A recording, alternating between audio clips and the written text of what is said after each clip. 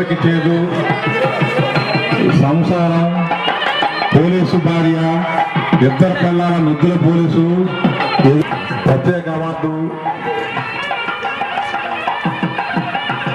పెద్దవారికి చేదు, పోలీసు భార్య, మరో చిత్రాలకి అనేక అవార్డులు అందుకున్నారు.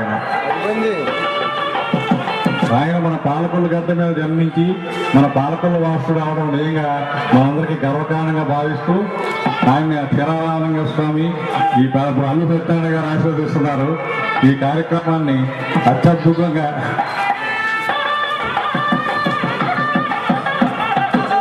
సన్మాన పత్రాలను చదివి వినిపించవలసిందిగా శ్రీ దశావతారం గారు కోరుకుంటున్నాం.